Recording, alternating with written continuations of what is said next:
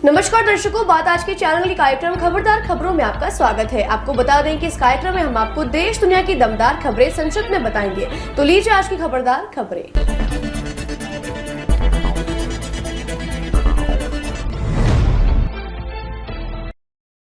नोएडा के फेज 1 थाना क्षेत्र में आज तड़के झुग्गी बस्ती इलाके के एक मकान में आग लगने से 3 मासूम बच्चियां जिनकी उम्र 5 वर्ष, 7 वर्ष और 10 वर्ष है की मौत हो गई है। आग का कारण कमरे में रखी बैटरी को चार्ज करते समय शॉर्ट सर्किट होना बताया जा रहा है।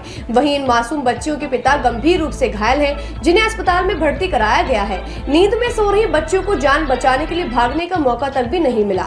अग्निशमन विभाग के कर्मचारियों ने आग पर काबू पा लिया है। बताया गया कि आग समय रहते काबू पा लिया गया, नहीं तो पूरे क्षेत्र में फैली झुग्गी बस्ती आग की चपेट में आ जाती। इस क्षेत्र में कुल करीब 1000 मकान बताए जा रहे हैं।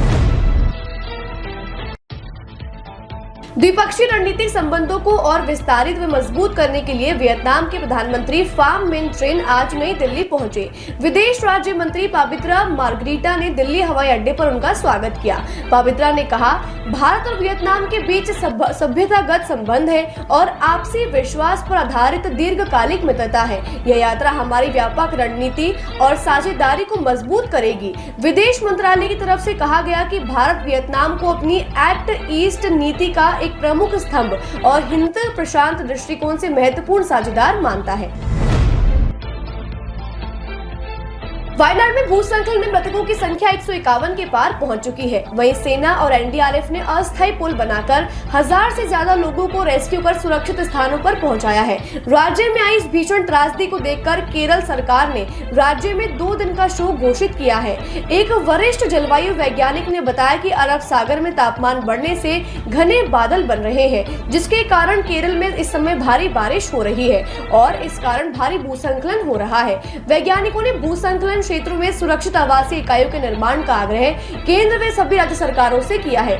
वहीं राहत और बचाव कार्य जारी है। वहीं केरल के स्वास्थ्य मंत्री बीना जॉर्ज की वायनाड भूस्खलन वाले इलाके में जाते समय कार दुर्घटनाग्रस्त हो गई। इजराइल ने ईरान के अंदर हमास चीफ इस्माइल हानिया को ईरान की राजधानी तेहरान में मार गिराया। इजरायली सेना ने उस घर को ही उड़ा दिया जिसमें हानिया ठहरा था। चौंकाने वाली बात तो ये है कि हानिया को गाजा, फिलिस्तीन या कतर में नहीं बल्कि उसके गढ़ में ही घुसकर मारा गया है।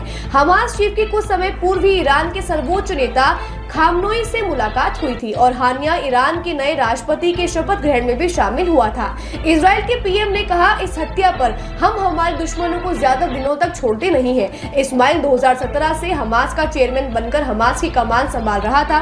वहीं ईरान के राष्ट्रपति ने कहा कि अब समय आ गया है कि इजराइल को पूरी तरह नेस्तनाबूद किया जाए और बहुत जल्द इजराइल का दुनिया के नक्शे से नामो निशान मिटा दिया जाएगा।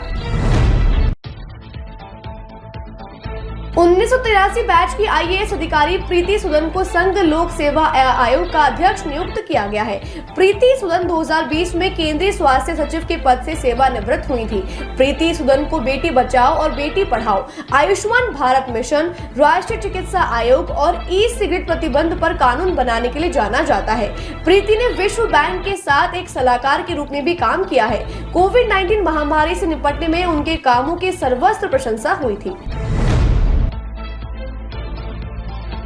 बंगाल कांग्रेस के प्रदेश अध्यक्ष अधीर रंजन चौधरी के इस्तीफे को शीर्ष नेतृत्व ने स्वीकार कर उनको पद मुक्त कर दिया है। इसी के साथ बंगाल में अब कांग्रेस और ममता के बीच सकारात्मक पहल नतीजा निकालने की संभावना है।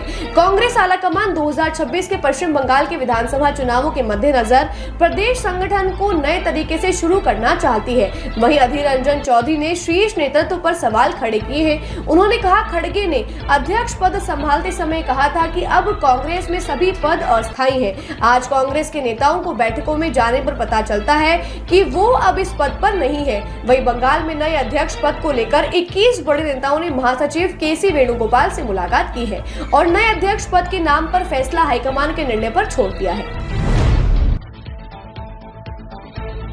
दिल्ली के कांग्रेस संसदीय दल की बैठक आज सेंट्रल हॉल में आयोजित हुई। बैठक की अध्यक्षता संसदीय दल की अध्यक्ष कांग्रेस की वरिष्ठ नेता सोनिया गांधी ने की। बैठक में सभी राज्यसभा और लोकसभा के सांसद मौजूद रहे। बैठक को संबोधित करते हुए सोनिया गांधी ने दोनों सदनों में आगे की रणनीति पर चर्चा करते हुए कहा कि सदन में सत्ताधारी सरकार के सांसदों का भ्रष्टाचार का काला चिट्ठा खोलकर सबूतों को पेश कर सरकार को घेरा जाए। उन्होंने सांसदों से कहा कि अपने क्षेत्र की समस्याओं को सदन में उठाएं। वहीं खड़गे ने कहा कि सभी सांसदों को पार्टी के अनुशासन में रहकर मर्यादित भाषा का इस्तेमाल करना होगा। वहीं राहुल ने कहा कि सांसदों को पूरी तैयारी के साथ संसद में उपस्थित होना रहना चाहिए।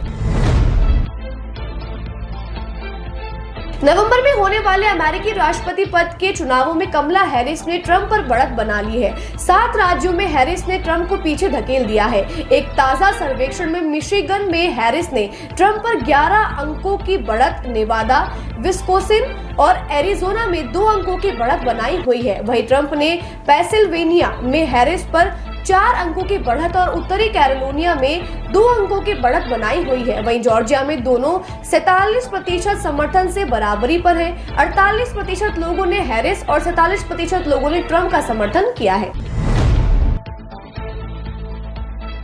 दिल्ली में बीते कुछ दिनों में बारिश न होने से गर्मी और उमस काफी बढ़ गई है। मौसम विभाग ने आज दिल्ली और उत्तराखंड के साथ साथ हिमाचल, केरल, मणिपुर, असम, बिहार, त्रिपुरा, गुजरात, हिमाचल, महाराष्ट्र में भारी बारिश की चेतावनी दी है। वहीं राजस्थान के 7 जिलों में भारी बारिश का अलर्ट जारी किया गया है।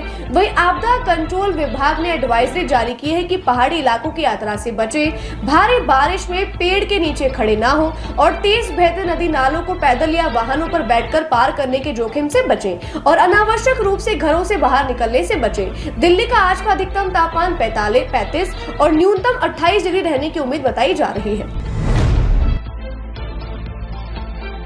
दिल्ली के आबकारी नीति मामले में गिरफ्तार दिल्ली के मुख्यमंत्री अरविंद केजरीवाल, उप मुख्यमंत्री मनीष सिसोदिया और के कविता को फिलहाल कोर्ट ने राहत देने से इनकार कर दिया है। उनकी न्यायिक हिरासत 9 अगस्त तक बढ़ा दी गई है। सुनवाई के दौरान तीनों आरोपियों को कोर्ट में वीडियो कॉन्फ्रेंसिंग के जरिए पेश किया गया था। आपको बता दें कि ईडी मामले में केजरीवाल को जमानत मिल चुकी है।